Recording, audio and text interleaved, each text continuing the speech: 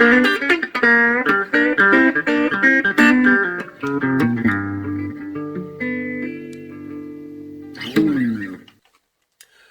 there, Crazy Jack, aka Martin Harvey here, and today I'm the maker of these Crazy Jack amplifiers here, which are very popular, made of nearly 100% pallet wood.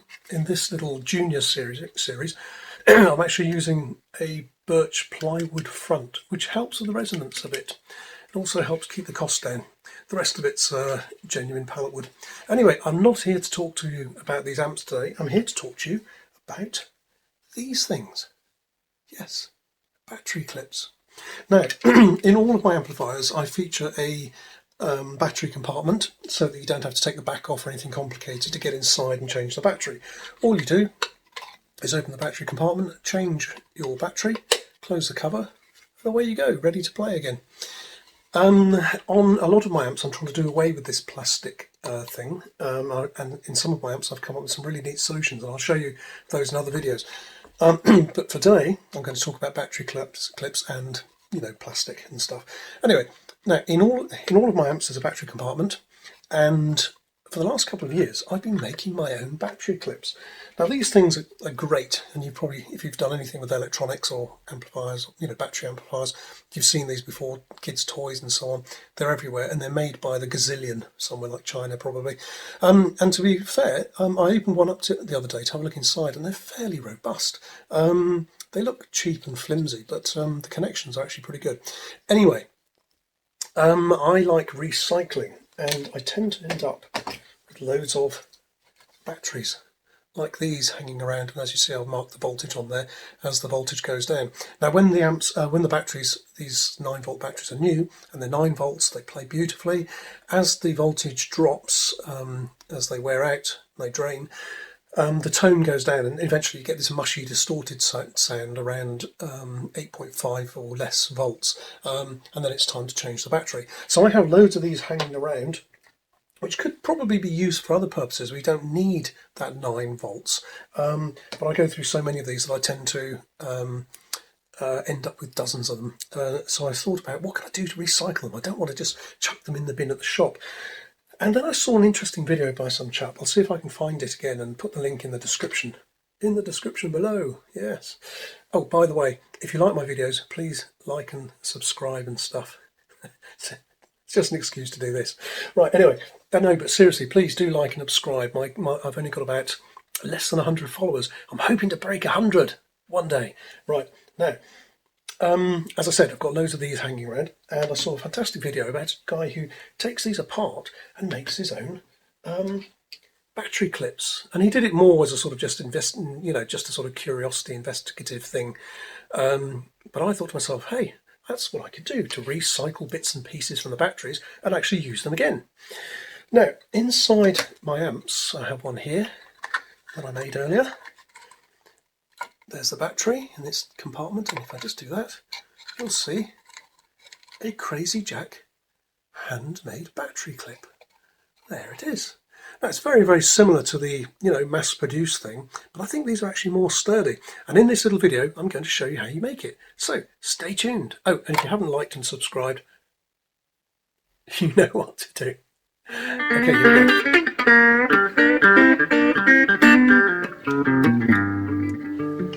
Okay, so I'm Crazy Jack, and today I'm going to tell you all about how to make your own battery clip like this from a recycled battery.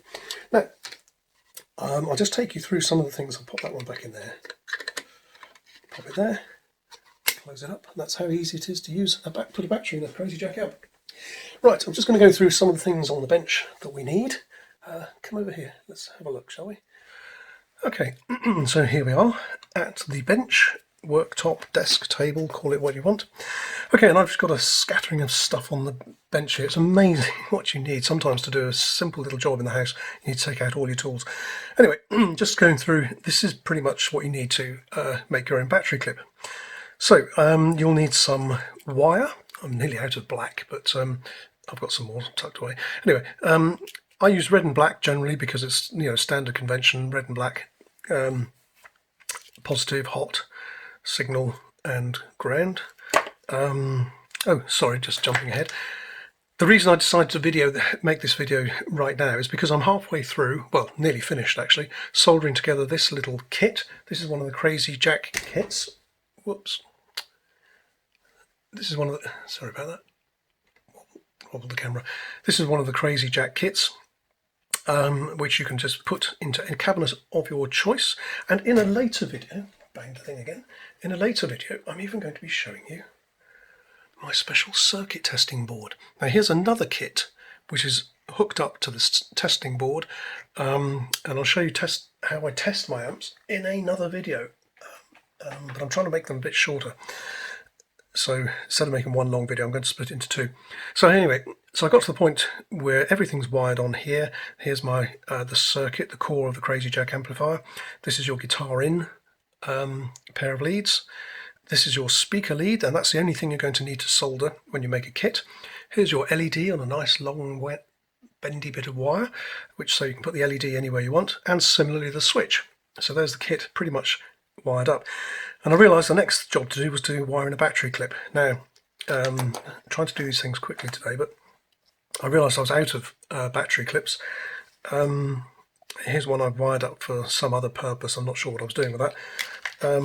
But because I've been meaning to make this video for a long time, I'll put that one away and show you how we make a battery clip from scratch using recycled battery. Okay, so you're going to need, I'll remove these things as we go, some helping hands. They're always useful, or equally useful, a big piece of blue tack. I might go with that today. Here's some metal outside. Oh, hang on a minute. You're going to need some solder, some snippy wire, snippier things, and I've modified this one. I'll show you, maybe make another video about that, but I don't know if you can see that. I've modified this so there's a little notch right in the middle of the blades there, and when I can use that actually as a wire stripper and a cutter in one. Right, so there's some outer casings I've already removed from a battery. Here's a row of candidate batteries, and I'm going to talk about those in a minute. That's one of the ends that we're going to aim to get out and use as the core of our recycling clip. You're going to need some heat shrink tubing, probably some tweezers, maybe some long nose pliers, and a hole punch. Now what's that for? Okay, if you want to find out, you'll have to watch to the end. Right, so there I am. I'll put my circuit aside, keep that nice and tidy. I'm at the point where I need to make a battery clip for this. Right, so what I'm going to do is start at the beginning and open up a battery. Now, not all 9-volt batteries are the same.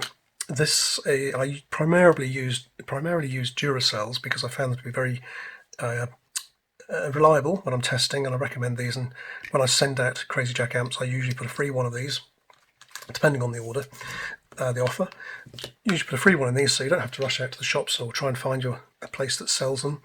You can just plug it in and get playing as soon as you open up the box. Anyway, as you can see, over time they deteriorate, and here's some I've put in order. This is the best charge remaining, next, and so on. And I've got one here at 6.6 volts, and even though you could probably use it for some other things, I need to make a battery clip, and I can't think of anything I'd use it for other than this at the moment. So now, let me just tell you a little about these. When you open up these, okay, you have to peel back this. Now, please be careful, safety first. By continuing to watch this video or even do this, you accept full responsibility yourself. Okay, I've warned you, it is slightly dangerous because these edges can be sharp. But what we're going to do is we're going to take the outside off a Duracell battery, and that's what you end up with. Okay, now not all batteries you can do that. Here's one of these Active Energy cheapo brands, I believe. That's pretty much the same as a Duracell inside, so that's that. But this one's special because you can't do that. For the purpose of the video, I've just got my snips things inside here and started to pull this apart. Now, unlike the rigid tin, just like a tin can, a tuna tin or baked bean tin, unlike the rigid metal you get with Duracell and other batteries, the Amazon one is a different construction. It's just papery, plasticky foil, and inside that if you peel that off, just take all of that off. I opened one of these up in the first place and I thought, great, I'll be able to get that bit out. But you can't. It's actually a sealed unit. So there's a sealed piece of plastic there, which is worse for the environment than if you take one of these apart. Because if you take one of these apart, you'll end up with one of those inside. So there's less plastic. So the Duracell one is actually better for the environment than the Amazon one. So there's not much you can do with that. If I chop it apart and try to get hold of this little piece here, there'll be just so much work involved in that it'll probably create a huge carbon footprint, and it'll negate the whole point of doing it in the first place. So the Amazon one is pretty useless for the purposes of this exercise and this kind of thing. But a Duracell one is fine. So let's take this one, 6.6, I'm going to show you how to take it apart. Right, I'm just going to turn on my soldering iron. Oh, I forgot to mention, you need a soldering iron, of course. This one's, I think, was it 60 watts it's rated at, and I run this at about 380 degrees C, and soldering goes really, really well with this, so I'm very pleased with that. It only cost about $7.99 and came with loads of tools, including some of these.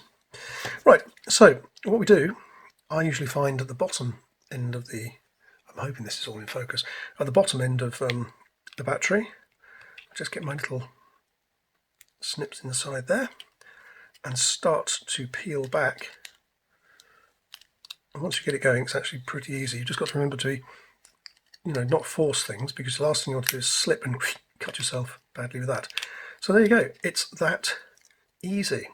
Now I spend a couple of minutes then straightening out this, because I save this, believe it or not. I'm trying to find something to do with them. Perhaps in the comments down below, it's this one there, in the comments down below here, you can think of something to do with these. If you can, I'd love to hear from you. Right, and please make comments and like the channel and everything, because it all helps. Now, once you have the insides of your battery, you're going to have a couple little bits of plastic at one end like that, which again I actually use these when I install the LED on some models of my amps. So I'm even using that bit. Right, so you have 6 1.5 volt cells sort of bound together, and if you pull the top part like this, you'll have these little pieces of metal which are the contacts, and you can quite happily snap those off or cut them off with the scissors, and that's the bit we want. So we don't need those, put those away for recycling, and here's the bit we want. Okay, now I'm just going to straighten those out a bit. Again, be very, very careful. I'm sort of old and gnarly and my skin's got quite hard from playing guitar and working with tools and stuff, so if you're younger and more delicate, then please wear gloves or something like that, which will make it very, very difficult. But anyway, right, so the first thing we need to do is to identify which way round we're going to wire this, i.e. when we have a wire coming in, which of these terminals is going to be positive and which is going to be negative. Now, you have to remember, when this is on a battery, there's your positive terminal, and in all your wiring and stuff, you're going to have a positive lead coming to here. So you want to make not that one positive, but that one, because that's the female part of that. So that's going to be labelled positive. Okay, so got that? So there's your positive terminal on the battery, and in your wiring in your circuit or whatever you're using this for, you're going to have, that's going to be labelled positive to there. So on the connector, that's going to be the positive side. So what I do right from the outset, I forgot to mention this, I get a red Sharpie thing like that, check that's the right end, and I just mark that in red. Now that's going to dissolve into the solder eventually, which won't matter at all, but that just helps keep things on the right track. There's nothing worse than wiring something up and go, great, install it in my app. Oh, I put it the wrong way around. Okay, so now what we're going to do is, you'll find, now the trick, I melted quite a few of these before I worked out how to do it. If you apply heat with your soldering iron to these terminals, they take a while to heat up to the temperature at which they'll accept the solder. Meanwhile, the plastic around it can melt and these will pop out and fall out of place, and then the thing's useless. So here's something useful to do. What I do is I pre-tin these with, let's do it that way, some solder, and then let them cool. So that part of the job is done, And then when I come back and solder on my wires, which I also pre-tin, that means adding some solder in advance, they attach very easily. Okay, so my soldering iron's up to speed. Let's just heat that up there, feed in some solder, and as you can see, it hasn't stuck yet because that thing's not hot enough. There'll be a point at which, there we go, blowing it's cool, and hopefully I've just missed the point at which the plastic's going to melt. I'm going to add quite a bit there. There's someone who makes YouTube videos and his saying is, the bigger the blob, the better the job, which isn't strictly speaking true in electronics. Not that I'm an expert, but I've learned one or two things. Okay, let's do the same with this. Heat that up, feed in the solder. There we go. Right, clean off your soldering iron. Now, as you can see, hopefully that'll focus. As you can see, that it has melted the plastic very, very slightly in those few seconds, but not enough to disturb the layout. Now let's just check that, make sure these aren't going to short. Let's just check that by popping that in place. Oh, it's still hot. There we go, and making sure that still fits. Yes, it does. Don't think it's a good idea to have hot things on a battery.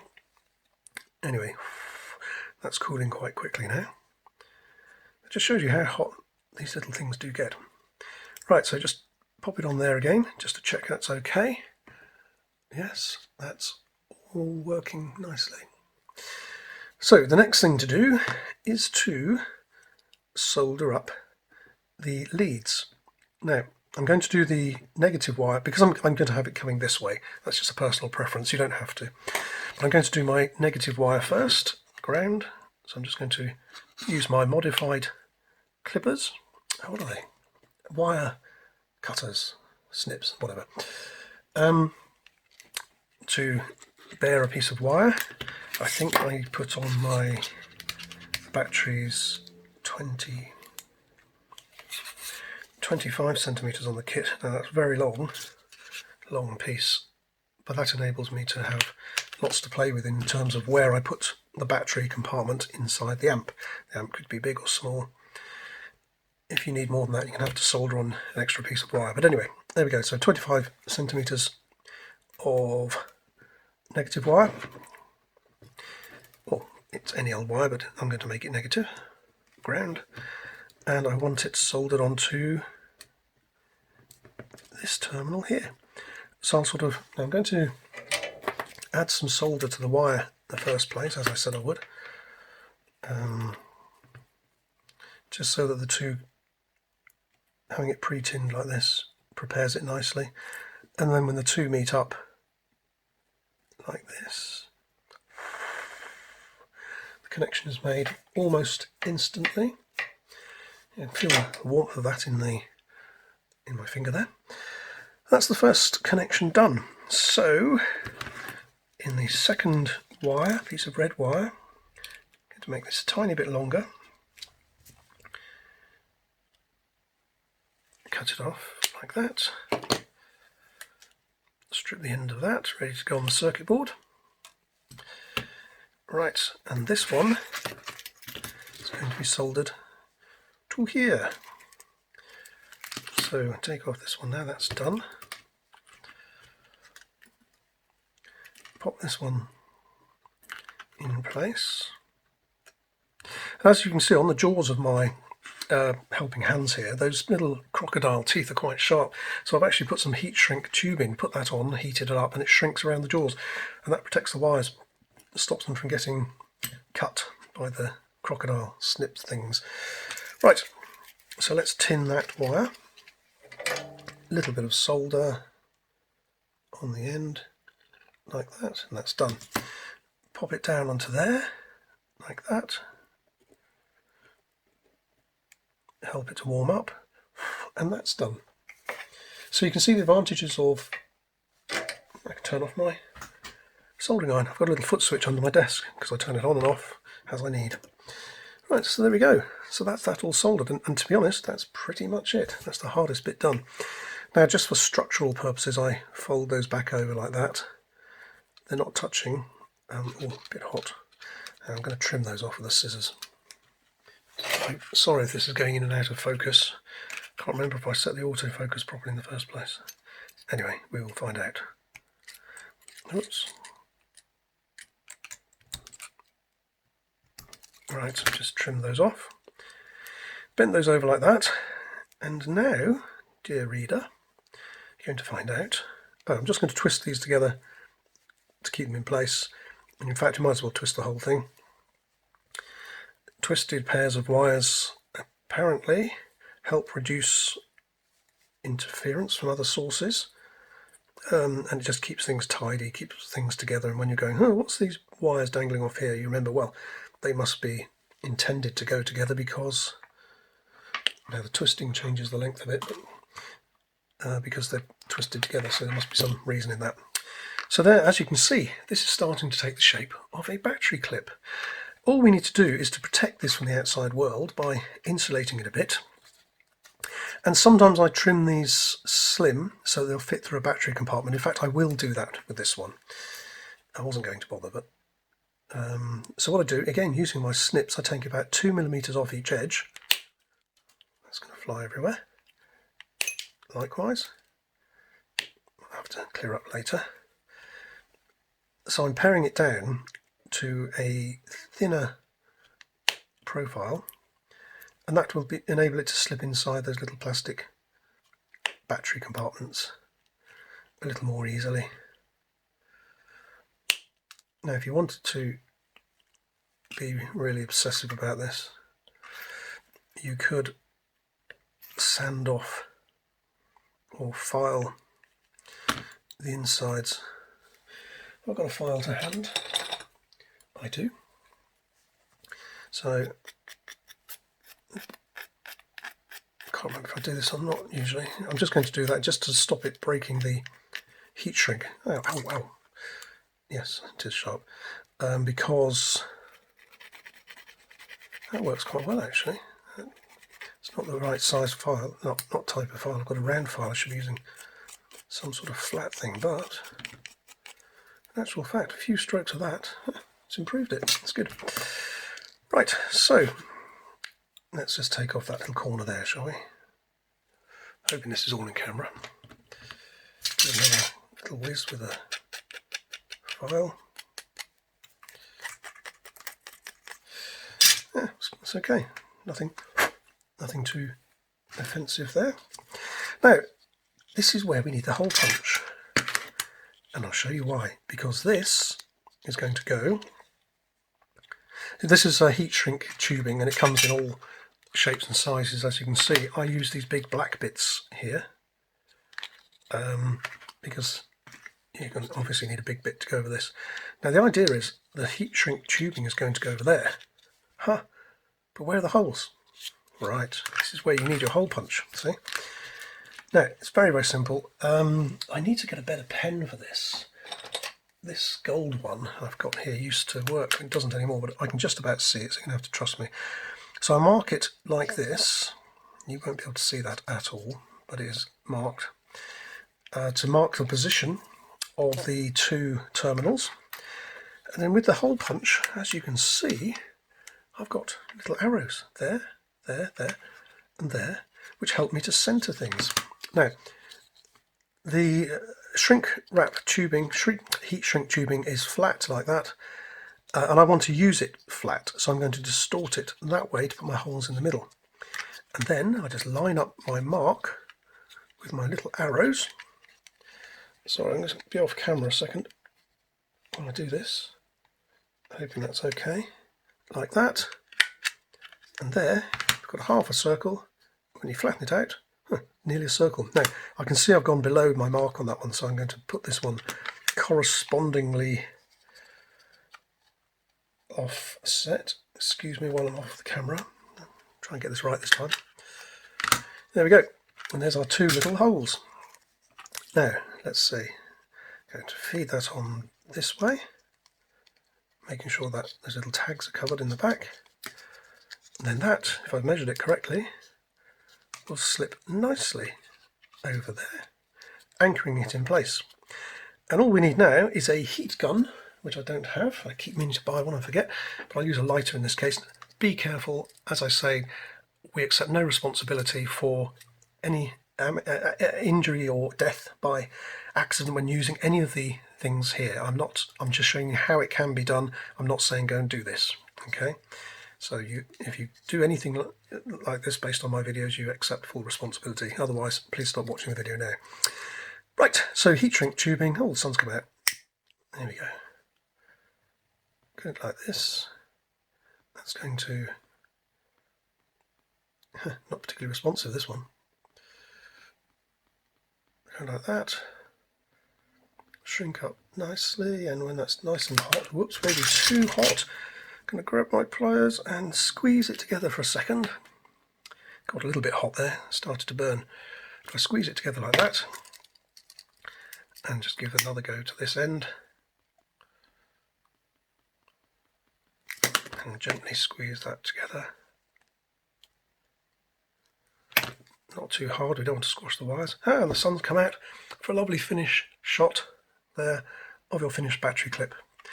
Now, that's, I think, melted together, so all I need to do, cut off the end neatly, just round the corners ever so slightly, and there we have a Crazy Jack battery clip. Right, well, thanks for watching. I hope that was useful. I hope you found another use to recycle some of your batteries.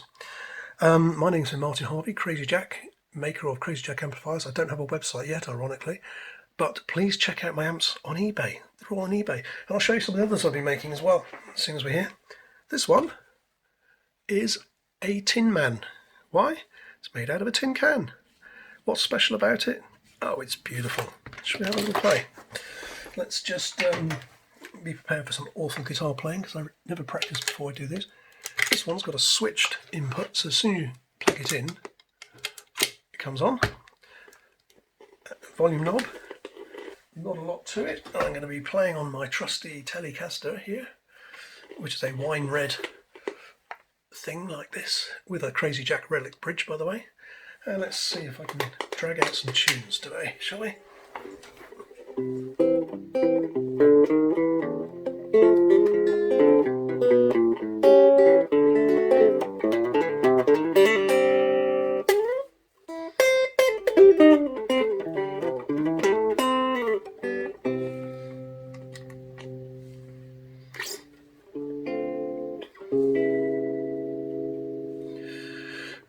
Let's see.